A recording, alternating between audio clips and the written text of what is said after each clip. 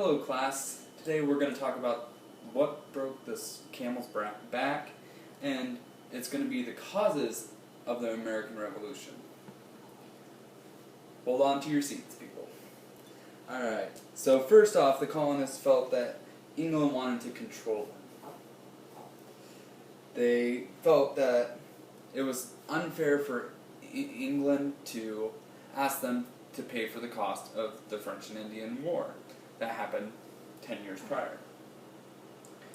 This is where we go into solitary neglect.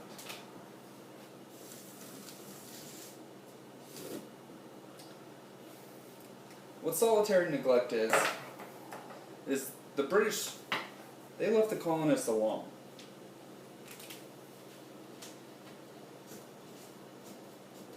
British left. And they tried to get the colonists to pay back on the taxes. So, here's the colonist, upset,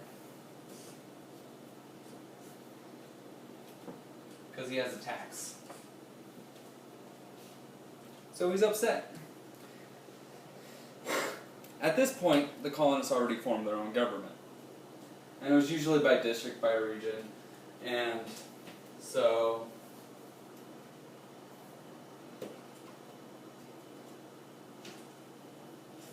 government. They formed their own government.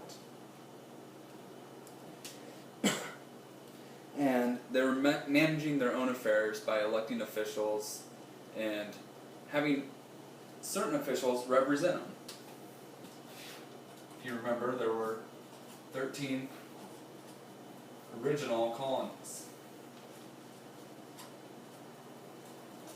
And each had at least one official.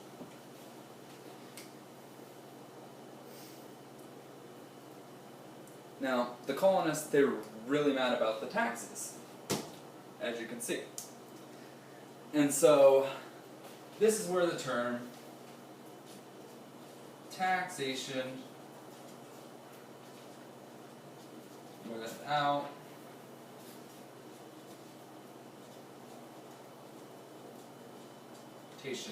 representation. This is where taxation without representation comes from. Now, the British, they were pretty smart. So, here's a British boat.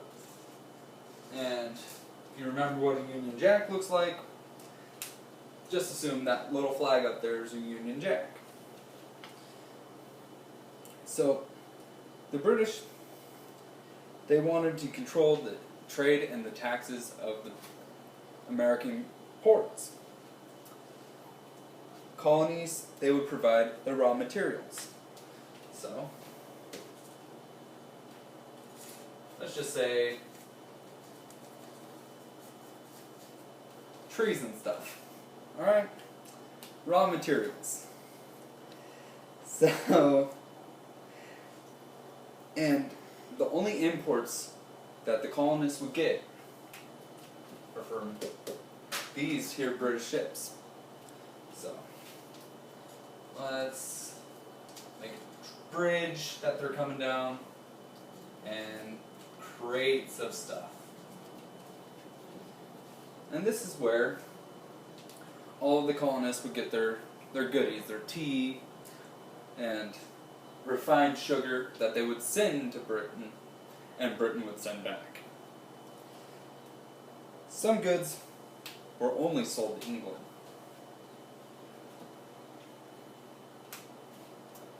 They were only allowed to sell their most important goods to England, and there was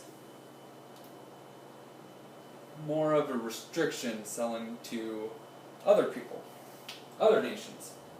Spain, especially France at this time, if you remember from the French and Indian War. Now, remember those acts and taxes that I was talking about earlier today? yeah, those come back up. And so the first one is the Navigation Act.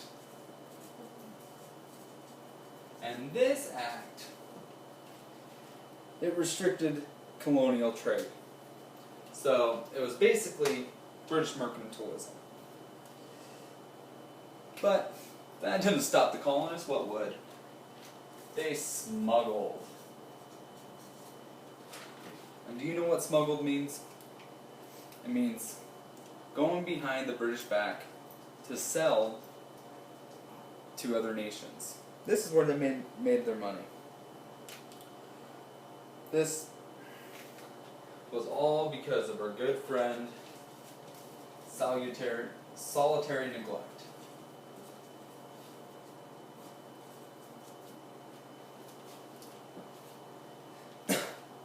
British ignored them for so long that they just wanted to have control.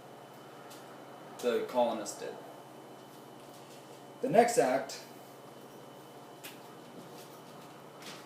is the Sugar Act. This placed a tax on sugar and molasses. So, technically it's the Sugar and Molasses Act. And once again, the colonists decided to smuggle. Now, the next one is the Quartering Act. And this said that the colonists had to supply and house British troops during times of war.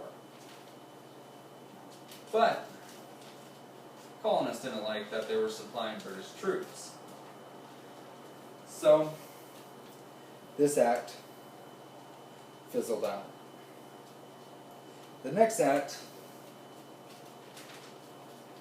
was the Stamp Act. So here's a letter, stamp. And this was that any paper item that was sent out had to have a stamp on it, and it was taxed. The colonists did not like this, and so this act was 1765. So, the next act was the Tea Act in 1773.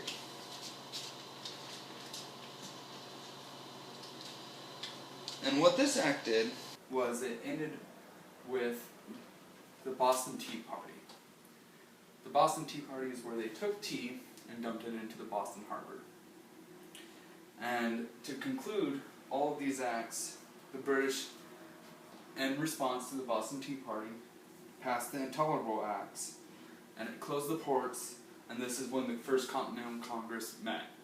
And we will continue this tomorrow.